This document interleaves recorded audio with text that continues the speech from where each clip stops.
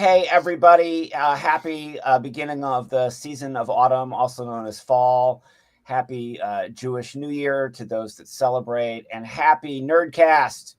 We are the music nerds. We gather once a month on the YouTubes to share our thoughts and ideas about music. We don't play music through the YouTube app because, there's all kinds of copyright and things like that. But you can listen to me on the radio, on Teacher on the Radio, on 88.5 FM WTTU every Tuesday morning at 8:30 a.m. Central Time, which is also live streamed from the Tennessee Tech website. You can listen to Scott Greenberg's podcast, Debts No Honest Man Can Pay. And Rick is often dropping Spotify playlists and other great content as well, including music reviews over at popmatters.com. We have been together in some form or fashion since the pandemic year of 2020, when we did our first annual, where we recap the best records of the year, which we tend to have a lot more people get on that stream than this one. We've had as many as 7 or 8 people over a 2-hour window sharing their favorite music of each year. And that'll be coming up again as annually as ever in 2025. That'll be our 6th one that we've done. This month, our curator and convener and first speaker is going to be my pal Rick Quinn out of Nashville, Tennessee. Scott Greenberg's joining us from Charlotte, North Carolina. I'm in Cookeville, Tennessee. Scott and I share, along with one of our absent nerds, our roots in the Motor City of Detroit, Michigan, where I went for high school and college and met Joe in and Scott in high school. Rick's going to share a little bit about a topic tonight of joy, which might be, if you're like me, something that's a little bit scarce, seems a little scarce of late in the big world out there. So, Rick, why don't you talk to us about joy right now? Yes, now is the time for joy, Rick Quinn. Yes, thank you. Yeah, I was feeling, or am feeling, the same way, Andrew, about the scarcity of joy in my world, our world that we collectively share. But I began to think about it a couple of weeks ago. One of my favorite artists, David Byrne, dropped a new album that is just, I don't know how to describe it other than it's just pure distilled David Byrne-ish. It is quirky and weird. There's a love song to his apartment, and a song about meeting the Buddha at a cocktail party, and shaming the Buddha for some of the stuff he was eating off of the hors d'oeuvre list. It's just the thing about Byrne, though, is I think Byrne just understands the connection between music and joy.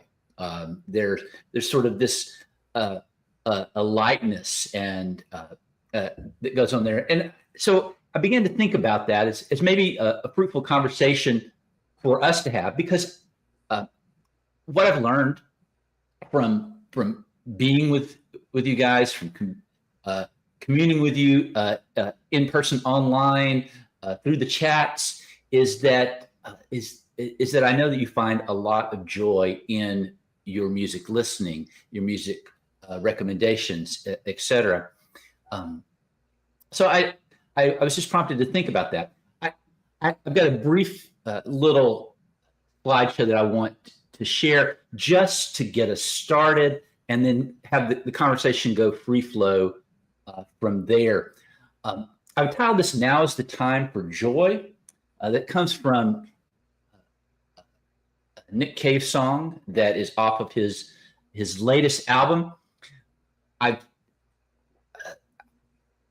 highlighted on this slide 2 photos that are connected to the 2 Scotts in our annual year-end. Scott Greenberg, you want to say something about the joy rocks? I think that was fascinating. I can't tell your story, but I'd love Sure. for us to start about. So, and the funny thing is, I sent this picture to the group chat like less than an hour ago, and I go for walks, and I go for walks on this greenway, and they just redid it. They took two years to redo it, And part of it is there's this huge, big rock wall, off the side or on either side rather. And I noticed over the past couple weeks that somebody has been placing these little rocks, these polished stones, and they've all been just, painted with, kind of the same vibe as the Joy Rock there. And as soon as I saw the first one, I just stopped and I would take pictures of all of them. And I've got a compilation of them on my phone, and I hope to put them all on the Instagram. But when I remembered that tonight's chat was about Joy, I thought, oh, I need to share these with Rick. So I'm glad to see that one of the Joy Rocks is up there. Yeah, it's a perfect compliment. The other photo was taken in Boston, where I met up with my longtime friend Scott Winchell in April. We met to go see Nick Cave and the Bad Seeds on the Wild God tour, a show that was full of energy and joy and sorrow and grieving and tears of joy. So the day after the concert, I went for a walk through Boston Commons and came across Joy Street, which is where I took that picture. It reminds me of that concert, and some of this topic for me has been prompted by Cave's writings, and I'm going to share a couple here. This is a extended quote from his track Joy. Now, some folks may or may not be familiar with Cave's personal backstory. He and his wife lost a 15-year-old son to a tragic accident. The son was out hiking, had a slip, fell off of a cliff, and died instantly. And this sense of grief has found its way into Cave's art. In the especially the Ghosteen album. This last album, Wild God, was about a return to joy, and he tells this story in the song of being in the midst of the blues, and he's visited by this ghostly figure, a young boy, and one can figure that this may be his son. I don't know, but in there he says, "I saw a movement around my narrow bed, a ghost in giant sneakers, laughing stars around his head. Have mercy on me." Sat down on the narrow bed, this flaming boy. We sat down on the narrow bed, this flaming boy said, "We've all had too much sorrow. Now is the time for joy." And I punctuated this slide with a picture that Andrew shared this morning on the Facebook. Was this at Healing Appalachia, Andrew? Yeah. Sorry, I had to unmute myself there. Yes, No, you're this good. was on this past Saturday afternoon at the Healing Appalachia Festival in Boyd County, Virginia, Ashland, Kentucky. I'm sorry, Boyd County, Kentucky, Ashland, Kentucky to be precise. Kind of in the northeast corner of Kentucky. I'm just in a big field, basically. And I just met Shane from the Tyler Childers fan group on Facebook. And I just literally was so excited to show him something, but that was just like my general enthusiasm for the day. I was just so happy to be there, even though it was, to quote Tyler on his last album, hotter than the devil's dick on fire. It was 90 degrees in a dusty field. It's like, come on, autumn, get here already. We're ready for autumn. But anyway, so joy. Joy For sure. indeed. Great. This is the last thing from Cave. I found my way into his music through his writing, not the other way around. So I'm sort of a latecomer, late adopter, I guess, to the Nick Cave and the Bad Seeds music. But I read Faith, Hope, and Carnage several years ago, and I pulled this quote out this morning. This is it's a series of conversations he had with a journalist, Sean O'Hagan. And O'Hagan asked him, he said, about music. He said, so you don't see music as simply an escape? And Cave responded, no, it's more than that.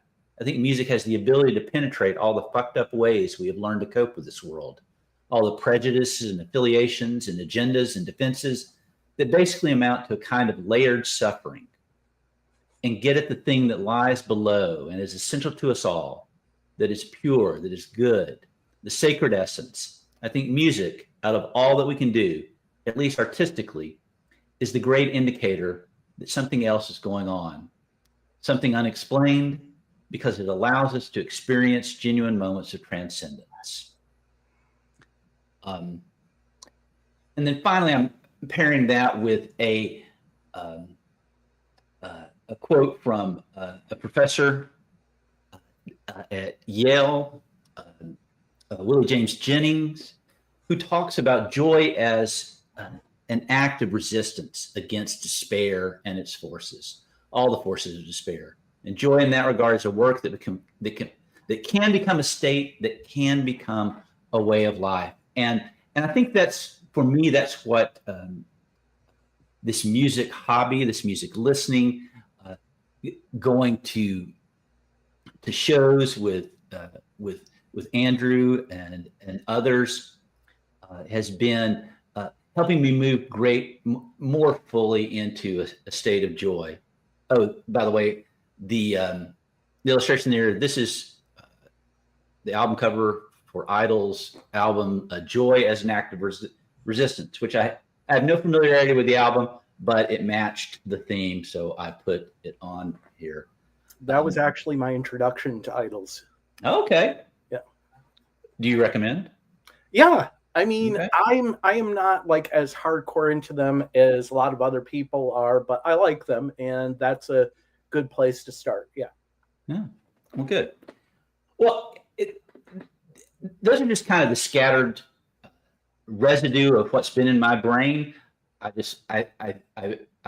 vomited it out on a PowerPoint, and just wanted to just open up a discussion with you two about your relations between music and joy, how you see it, what's the music that gives you joy, wherever you want to take it. I think that this is the perfect time to have this because, as we're saying ad infinitum, we're living in a raging dumpster fire. I mean, look no further than all the Michigas over the past several days with Jimmy Kimmel, and that's just scratching the surface. And now more than ever, we need to hold on to these things that spark joy, no matter how small or big they are. And I'm going to take this in a slightly different direction. And I posted about this earlier with regard to my podcast, Debts No Honest Man Can Pay. Shameless plug. It's really just a glorified radio show. And before that, it was a radio show. And I never expect to see any money out of it. I never expect it to be super successful. And if it does, it's going to be a happy accident. But every now and then, I see some numbers that make me happy. And I happened to take a look at the numbers this morning, and I noticed, there were 55 downloads yesterday. I'm like, okay, for somebody like Mark Maron, that means nothing. But for me, that's a big deal. So, of course, I had to investigate it. And I want to see who's downloading it, because usually when I get that kind of number, it's like somebody new and they're just going, I want to listen to this one, this one, this one, this one. All 55 were from one single episode that I dropped a year ago. The title of the episode was, Do You Remember the 21st Night of September? In regard to the song from Earth, Wind, and Fire. And whoever, I don't know if they fell upon it by accident, like if it was, I don't know how it happened, but 55 people downloaded that episode, it just tickled me so. It amused me. It filled me with joy at a moment when I really needed joy. And I looked again, and 24 more people downloaded the same episode today. So I don't know the reason behind it. It's just like several years ago, I was driving down my street, and I'm not kidding. I saw chickens crossing the road, and it made me smile. It filled me with so much damn joy.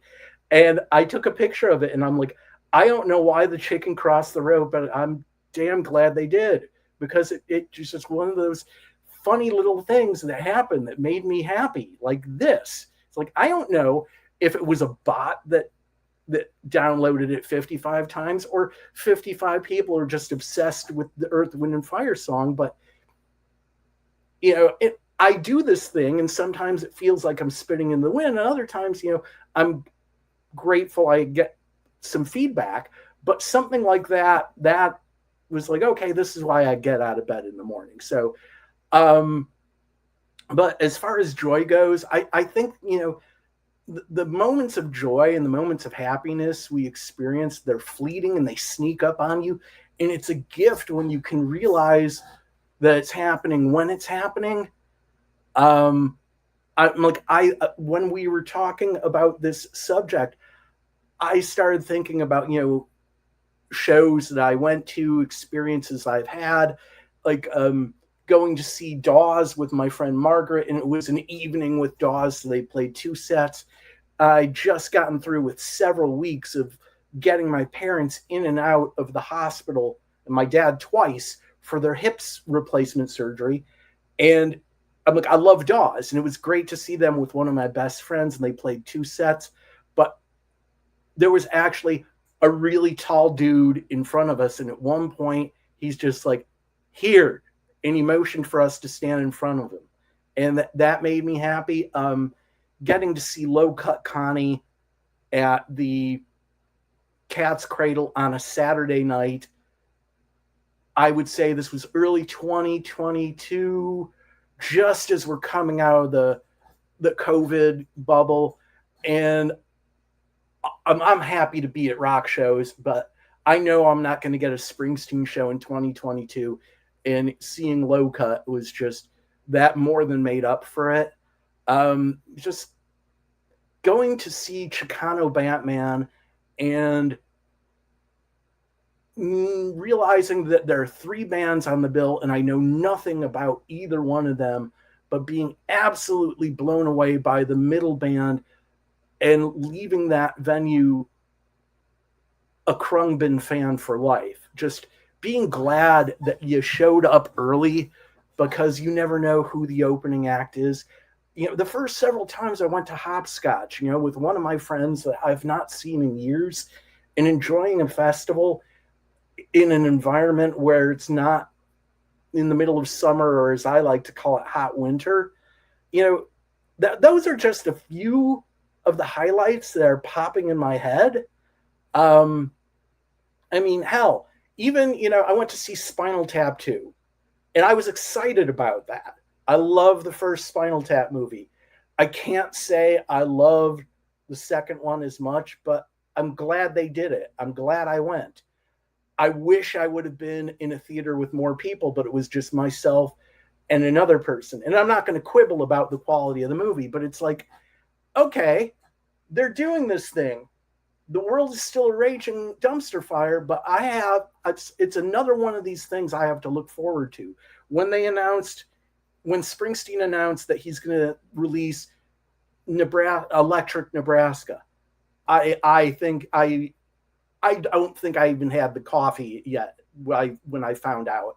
And it just made me so happy, because it's like biting into the fine French pastry. I thought we were going to get it with tracks 2, and now we're going to get it close to the release of Deliver Me From Nowhere. Hearing the Electric Nebraska version of Born in the USA and going, wow, if Aaron Lewis had heard this one instead of the bombastic version, maybe he wouldn't have felt so duped. But just pared down to Bruce and Gary and Max, just channeling that CCR Run Through the Jungle energy It's just I can't wait for the rest of it. I'm like always looking for these little nuggets to look forward to. I'm like, fuck. My favorite director is Jim Jarmusch. His forthcoming movie is being bandied about as an Oscar contender. So I feel like at the very least that the things I love are getting a moment to shine, which is going to get me joy. So I'm going to stop babbling for a moment now. Oh, that was fantastic. Some really good stuff. And Andrew, I don't want to embarrass you, but I will say, out of all sincerity, you have been like my Jedi master in joy. You have taught me more about just embracing life, and I appreciate that from hanging out with you, from watching you at shows, from learning to loosen up myself a little bit and just let the rhythm take me. I don't know where you want to take this conversation. I did read your Tyler thing, and there's joy that runs throughout that. I don't know if you want to touch on some of that. Go ahead. I want to go back to something you said a second ago about Andy inspiring you to loosen up. So were you kind of like the uptight dude at the shows? Are you busting a move now, or so? Well, let's not get crazy. I'm moving. Okay, right. I'm moving. Right. Busting. But I don't know if I would say I was an uptight person at shows. I would just say I was an uptight person. Okay. I'm anxious. I'll put it out there. But I well, anyway, yeah, I think that to answer your question. But no, I totally get that. You know, a card-carrying member of the Lifetime Anxiety Club here, and I'll tell you what, back in the day, going to shows before having a phone, if you were going by yourself, that was the worst. It's like, what can I do to make myself look cool before the show because I'm not here with anybody? Yeah. Now it's like I can just look at my phone. So here we are. I definitely do get my crazy dance on at the concert, and I am an exuberant little hoppy frog for sure, hopping from lily pad to lily pad. I'm a Tigger and not an Eeyore in life, and I've just been blessed and cursed with that. But it's mostly a blessing more than a curse. For somebody who's been several years sober, you really dance like you are off on some other level. And therein lies the key, and that's the natural high. But I wanted to dial into something here, because I think right now in this overly online world and in the world of like diss tracks and meme wars, I think it's very tempting, to yuck someone's yum, and to really, gatekeep and tone police. And when we say that, don't gatekeep me, man, don't tone police me, man, that's when we're being, particularly avant-garde and edgelord. But like when you're over here just like blissing out to the most, benign, top 40 pablum, like, I mean, oh God, we would never yuck that yum. Oh yes, we would. Yes, we would. And we need to repent of that. I think, and I'm thinking in particular of a recent thing in music cultural, and I'm going to tap into the, like, what's out there in the online social verse here. But a little while ago on X, and I didn't know people were still on X, but apparently a lot of the music critics are still on X. So somebody was trashing Edward Sharpe and the Magnetic Zeros song. Yeah, and that's bullshit. Right. So that happened, and then it became this yuck on everybody. It became a pile on, and it got so out of hand that Stereo Gum went to Alexander Ebert, the former front person of Edward Sharpe and the Magnetic Zeros, and asked him about it. And they actually did a long, like, feature-length interview. And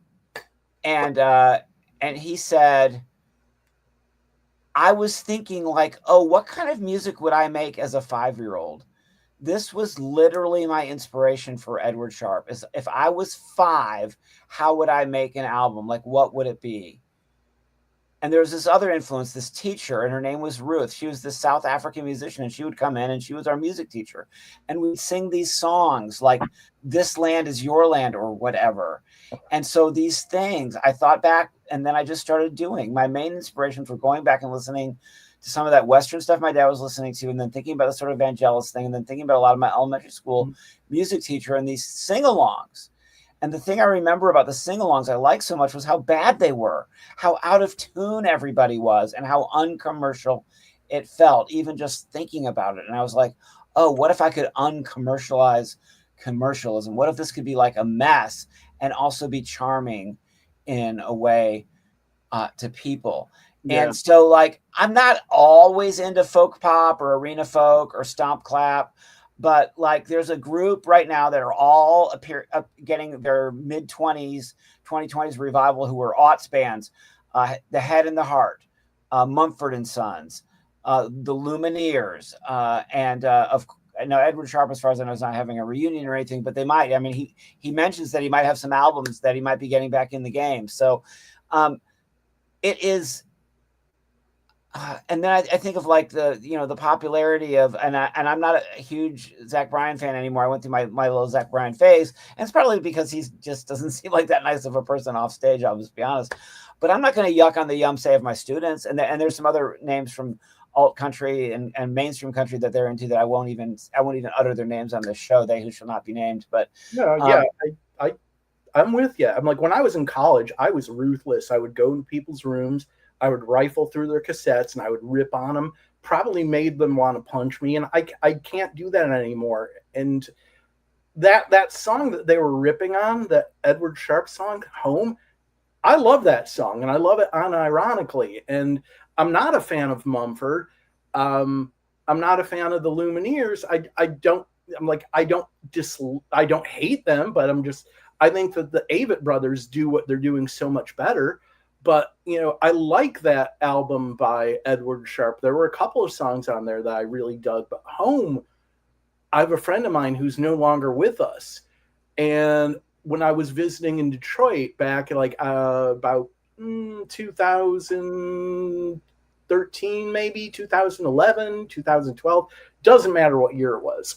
But I was visiting and we were just sitting in her apartment and she played me a video of this guy and his little daughter, and they were singing Home, and it was just the sweetest thing ever. And I'm like, I always loved Edward Sharpe's song, but just seeing that made me love the song even more. What's the Old Town Road, the Black Country guy, or the Lil Nas X? I'm not like a big fan, but like, I mean, when I saw how enthusiastic people got about that song, when there becomes one of these, cultural moments and people are just getting really excited. I mean, the Swifties are an example of one that I, before I allowed myself to kind of enter that universe and also to hear some of the deeper nuances in some of her catalog. But again, this isn't like a poptimism type thing for me. This is Thank you for bringing that up. So I was listening to Sound Opinions today. They had this guy who wrote this book, Chris DeVille. The book is called The Complete Cultural History of the Indie Rock Explosion. I'd never heard about poptimism, and he brought that up today. And as you were talking about it, I was connecting the two. Mm-hmm.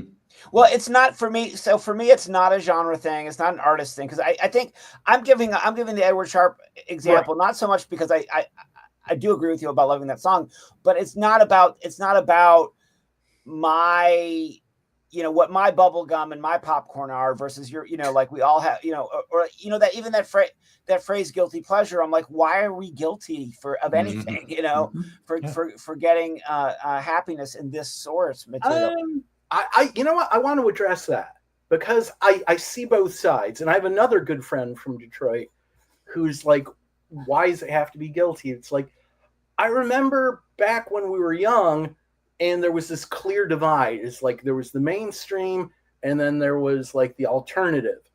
And, it was like the mainstream were like the jocks and the bullies, and the alternative were, the outsiders. And of course, we looked at things like Journey, Kansas, Foreigner, and Styx. And it's like, oh, that's bullshit. And it's like, if you liked anything, it was kind of a guilty pleasure. And I'm like, honestly, I mean, there are a lot of bands I still don't like, but maybe there's like an odd track that I do like. Like, I never got the Stone Temple Pilots, but Sour Girl is a great song. I could care less about Foreigner, but Lou Gramm, the frontman of Foreigner, that solo song of his, Midnight Blue, is a banger. I have guilty pleasures, and I'm okay with calling them guilty pleasures because for me, it's like it's guilty because this is not what I usually like. It's like I love Thin Lizzy, so for me, Thin Lizzy's not a guilty pleasure. But it's like, okay, if I don't like REO Speedwagon, but there's like one REO Speedwagon song I like. Like, I hate the Eagles, but I think Heartache Tonight is a great song. So that's a guilty pleasure. Well, I went to see the Eagles at Bridgestone Arena several years ago because I freaking love the Eagles, and I loved that long documentary that they made about them. But man, the people at the Eagles crowd were boring. Thank you. I'm like, why is my real estate agent and my insurance agent and my, and the church lady all right here on the same row together? And that's me being a snob, because the thing about it is, I think because we weren't necessarily the bullies and the jocks, and we did align with the misfits and the nerds. But I would rather judge people for their musical taste than for their stop it. Well, okay, let me rag on another one. I think Steve Miller Band is about as exciting as Cardboard. Sorry, Rick. You hate me. No. I did love a little Steve Miller back in the day, but I'm like, I liked him when I was a little kid. Yeah, well, but I was a huge Styx fan, but now it's like they kind of seem silly to me. Well, I mean, I was a huge Styx fan too, but going to see the Mr. Roboto tour fixed that for me. I did see that tour too. Whew. Anyway, well, I'm thinking about this interaction that happens when we listen, when we talk about it, when we're in live settings. Okay, Scott, I'm at the Ryman one night. This is years back. It's during one of Jason Isbell's residencies. Okay, and so I have other friends there, including Andrew. We're not sitting together, but I get a text from another friend that says, "Hey, is your friend Andrew here?" And I was like, "Yes." Why? He goes, "Is he on the front row of the balcony?" And I'm like, "Yes." Why? He's like, Jason and Amanda are just enthralled with him. They are digging what he's giving. And sure enough, there was Andrew caught up in the moment, full of joy, bringing joy to Jason Isbell and Amanda Shires, who were like sincerely appreciating what he was giving. Wow. It was just one of those moments. I did get a little weak in the knees when Amanda Shires made eyes at me that night, and I'd forgotten about that memory. But I think Amanda's given me the eye, and I was like, that's a little weird, but I'm okay with it. I do remember that night, and I do want to be that guy that I was dancing my butt off at a show in Asheville a couple of months ago. Harder, maybe they wouldn't have divorced. No, look, I was dancing really hard at an Asheville show. And then I afterwards was checking in with the people all around me that I wasn't getting into their personal space or harping on their good time. Because sometimes there's a stable fan that doesn't like the Wiggly fan at all, And but this one person was so nice. Oh, it was a person in the opening band, and not only did they say we're so glad you were there, they said bands would pay people like you to come to shows because we need that person who's going to be that spark plug. I mean, they didn't actually hand over any paper dollars or anything, but they were definitely like, people on the stage. We love seeing that kind of engagement. We crave that kind of engagement. I want to talk about a really weird time that I was going through. Rick and I, as you know, Scott, have both dabbled in the church, and Rick is more still today involved in Christianity than I am in any official ways. But I'm still into, the larger, and it's just the way it influences our culture, that the larger, and especially as liberal and progressive Christians as we are, it's definitely an interesting lane to be in, especially now with everything that's going on.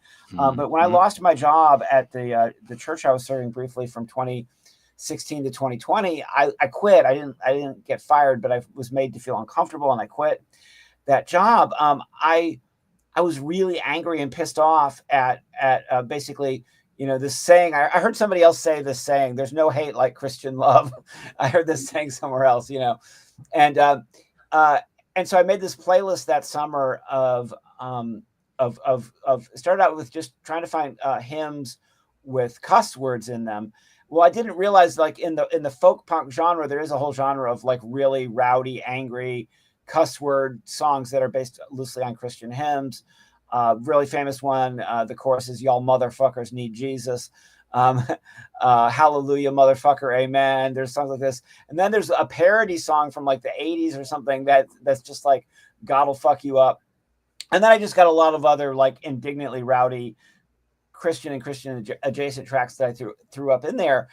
But like at a time when I was not feeling joy in my soul, I wasn't feeling particularly like grateful for all the bull crap that was going on that summer. There's that saying from John Lewis, the civil rights activist, "Good trouble." And people kept telling me that year that, "Thank you for making good trouble." I'm like, it's not that good for me. Good for whom? I don't know, So, but making a playlist with, kind of rowdy music that was only loosely based on the hymnody was a very therapeutic event for me. I remember making a playlist once of like just like anti-boss songs, take this job and shove it type songs. All for all intents and purposes, if anybody knows me out there in the real world, things are going great at my job right now. I have no immediate textual complaints about work right now, thank God. But just like making a playlist as a way of like coping.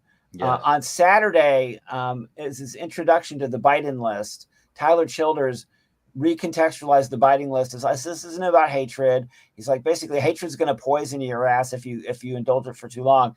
But this is kind of making a funny statement to purge the hatred that is poisoning you on the inside. And it was just the most beautiful thing ever. And I just got off so hard on Biden list, and I remember going. I was starting to move towards the back of the venue because I was hoping to get to my parking place to leave in some timely manner. And I remember just kind of dancing to strangers, during Biden list and seeing that kind of joy. Rick, that you made my night by telling me that your friend noticed the Shire's Isbell clan making, and of course they're that's a joy that didn't last. Yeah, she's not in the 400 unit anymore. Apparently her new album is going to drop soon, and Friday. He dropped an amazing album this year, so they're both still kicking it.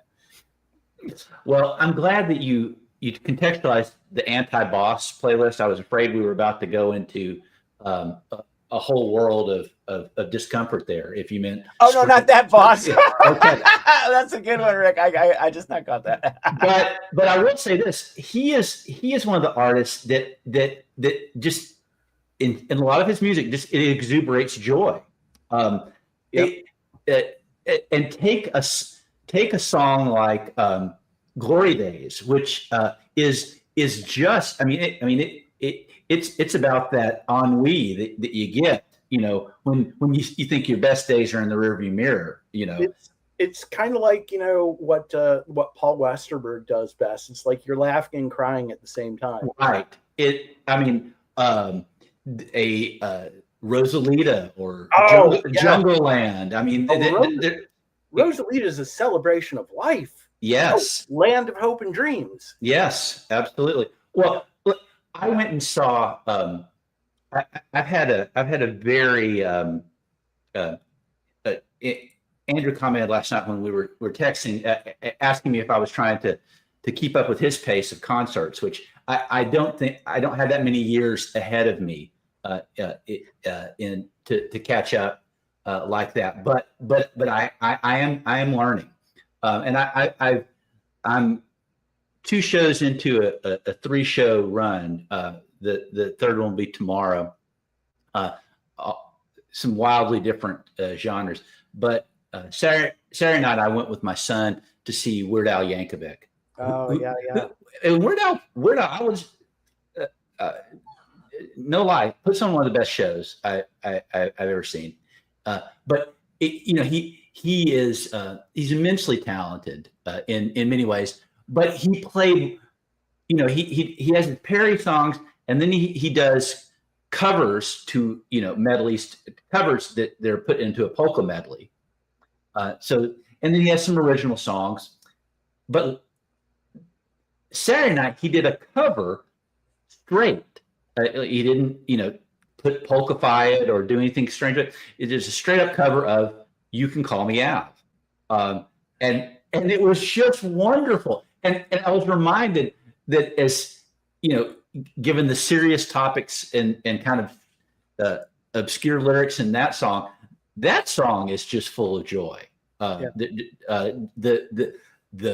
rhythm and the syncopation and the quirkiness of it, and it was a joy to be with my son Taylor and hear his genuine laughter ring out throughout the night at different things in the concert, which we're all feeling the pressure of these days, and it's just great to be in that environment and to find those moments where you can just let go and find joy. He's one of those guys that just I don't think anybody had it on their bingo card that he would be as huge, let alone continue to have I think everybody was going to think, oh, he's going to continue to have his career. I don't think anybody could predicted that he would. I think he's bigger now than he was. And yes. It's not like he's Beyonce or Taylor with, like hit after hit after hit. No, this is a guy who's his career is a slow burn. And because his career is based in being funny, it's so easy for people who were young in the 80s to share it with their young kids. And because it's mostly family friendly, this is stuff that is going to have a shelf life. Yeah. Plus, he's a good person. And I love the biopic that they did with Daniel Radcliffe. Yes. That is must-see viewing right there. It really is. Yes. Oh, gosh. Yeah, they showed a clip of that where Jack Black is Wolfman Jack and calls him out at a party to come up with a parody on the spot, right, of Queen's Another One Bites the Dust. Yeah. It's just hilarious. That movie was genius. Yeah. Everything about it. Yeah. Well, and no lie, Scott, before we got on today, I was thinking about so I'm going to be another download on your show because I was thinking about that Earth, Wind, and Fire song. I mean, that's a song that pops up every year. It's kind of a thing, but still, that song brings people joy. It's just ebullient. It's wonderful. Plus, every time Maurice White says "meow," I smile. Yeah, because I like to live in the meow. So, oh goodness indeed. So, what else we got? I haven't listened to a ton of new stuff, but yeah, let's pivot to the new stuff. It's perfect time. Margot, she is not capable of making a bad album. I'm like, if all she did was release "Don't Let the Bastards Get You Down," it would be an A+. But it's just, she's awesome. There's really, I could like follow all over myself, but I'm just to say it's just another one where she hits it out of the park. And then I kick myself for sleeping on them because usually I am a sucker for guitar bands from New Zealand. I'm convinced that there's something in the water, but the new one by the Beths is just jangly and melodic and wonderful.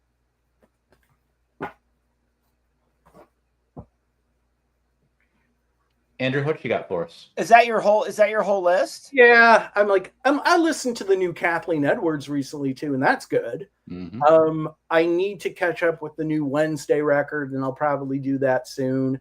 And yeah, I'm probably gonna be catching up with that new Amanda once it drops.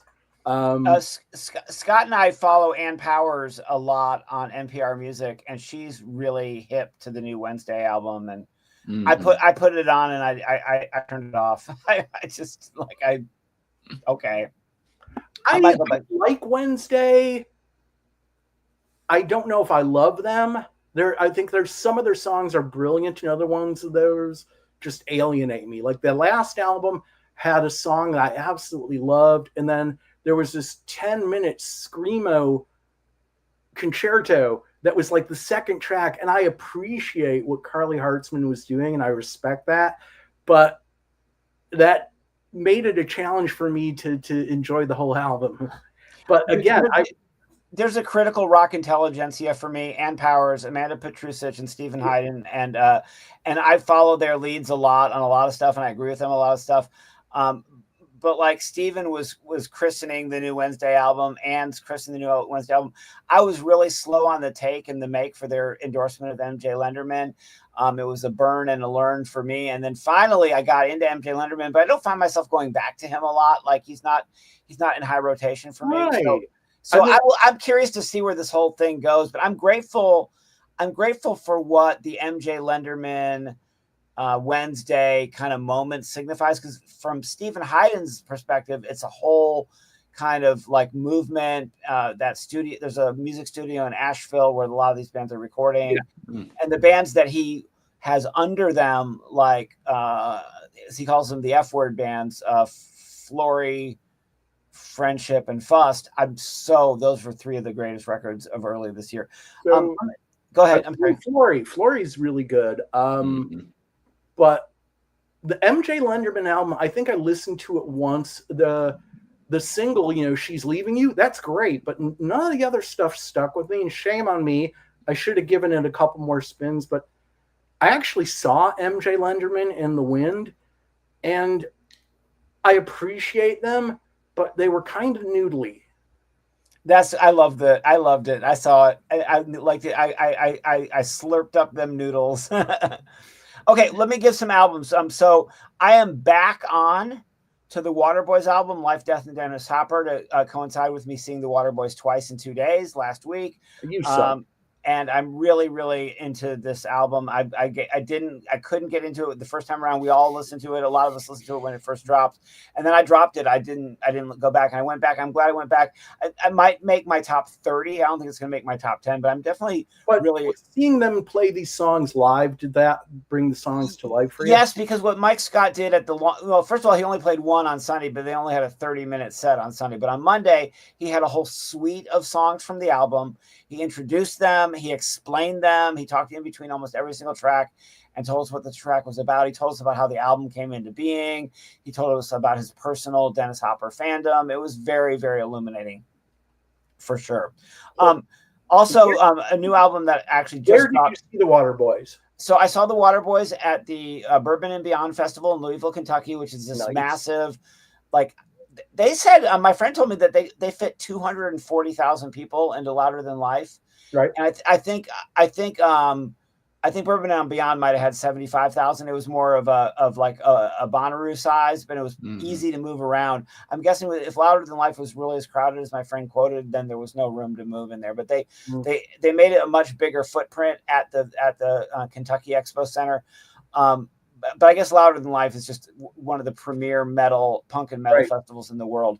And Bourbon and Beyond is kind of like a lot of festivals. It's a great festival, but there's no way there was that many people there. And then I saw them at the Basement East. They're playing on the West Coast. The Waterboys are playing a lot of theaters, but the Basement East is just a 200-person rock club, Wow. maybe 200 or 300-person rock club in Nashville, small standing only venue, and it was crowded but not sold out, and it was an amazing experience. Nice. New records that weren't mentioned, at least I don't think, in previous Nerdcasts. I've dabbled pretty well into the Big Thief album, Double Infinity, which just came out, and I'm really enjoying that. I don't know how far deep I'll go on it. These people I stayed with a family that homesteads in Eastern Kentucky. It's basically a bunch of rural hickbilly hipsters that own a bunch of land and live very, very much in the woods and off the grid. I listened to Cyanide Queen by Annie Solheim.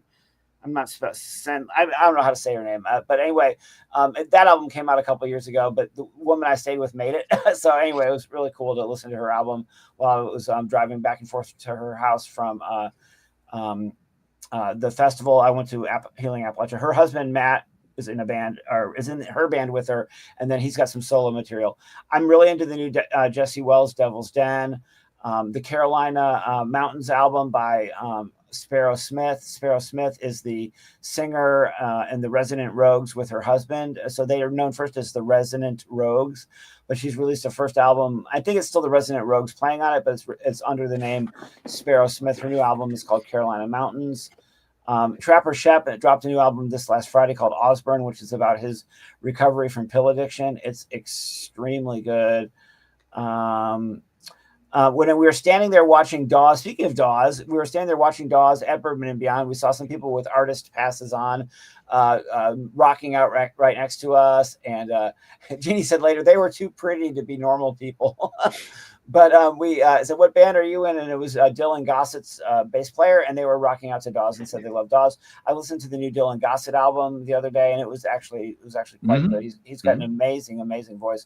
Otis Gibbs, who does like a YouTube channel where he just talks about music history, is a total badass. He has a brand new album out that just dropped on Friday.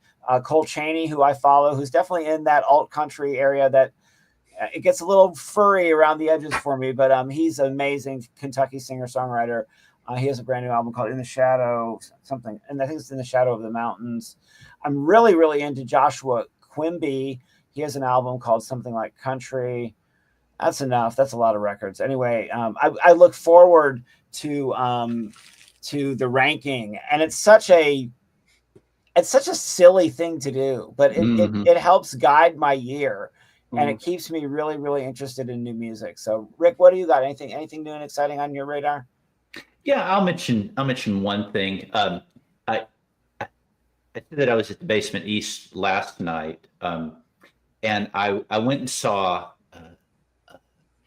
an Irish indie pop rock country artist that goes by the title CMAT, CMAT. I've been seeing their name around. Yeah, her full name is Ciara Mary Alice Thompson. So, but I knew nothing about her. I picked her album at random to review for Pop Matters, and really dug it. She's a great songwriter, has a remarkable voice, a great sense of humor. As well as an ability to touch on grief, the grief of personal loss, of late capitalism. It's remarkable, so I grabbed a single ticket to her sold out show last night. She's an amazing performer. I told Andrew last night that his friend Ann Powers was there. I briefly stood behind her, so that's not really a claim to fame. But I did read her post this morning, proclaiming that CMAT is the hype is real. The next big thing. I know that she's blowing it up in Ireland and in the UK, but it's a very interesting album. It's called Euro Country is the name of her album. But so I've enjoyed that. I did enjoy the Margo Price album a lot. I thought it was just a great throwback to some of the 60s, women, Bobby Gentry, the whole, it's just, I love that album. Trying to think of other things. I've tried to listen to Wednesday a couple of times. Maybe it's a slow burn. I don't know.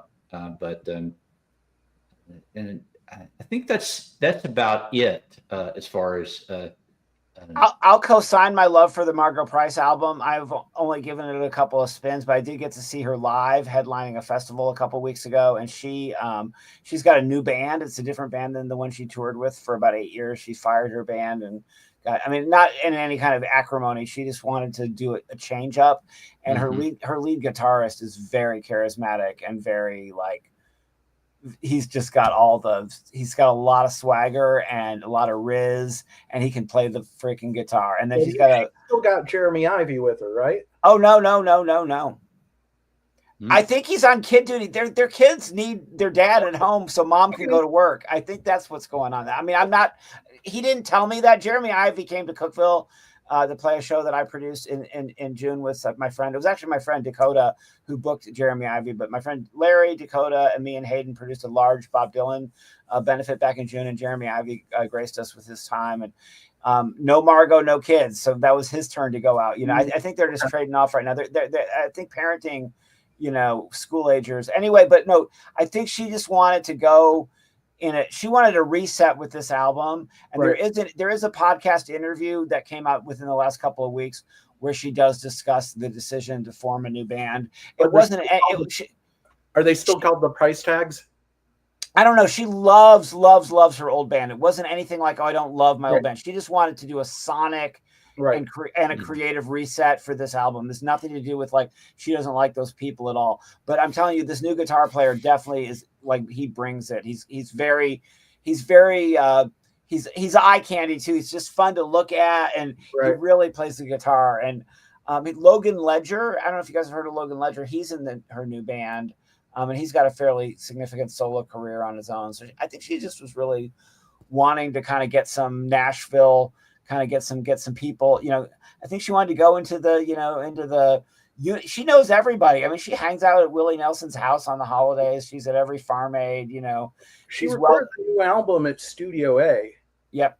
She's connected. And so I think she wanted to exercise some of those connections and shop around for some players. And I'm all basically spitballing and a little bit paraphrasing some of the stuff I heard her say on that podcast, but don't take my word for any of that. And I especially don't know for a fact that Jeremy's not in the band because of childcare. I'm just purely speculating. I have read some stuff since marriages in country music are so fraught. I've read some great pieces saying that their marriage is solid and they're happy and in love. So awesome. Yeah. And if just based on what I know about Margot, maybe we could say that LSD had something to do with that. She took shrooms and acid a lot and quit alcohol. She has been publishing about that a lot. Did you guys, speaking of the shrooms tip, did you see that one of the leading spokesmen for magic mushrooms, Paul Stamets, did a lecture at the Ryman Auditorium? And it was in conversation with Casey Musgraves, and a few people accidentally showed up thinking Casey was going to play music, not knowing that she was going to interview the shroom guy. Oh, wait a minute. That was I would have been one of those persons if it was just the other day. It was just a couple days ago.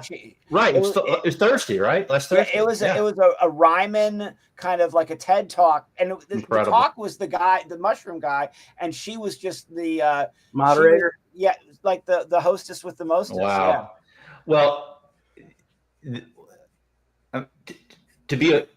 I'll throw a dad joke in there, but this has been a joy, gentlemen.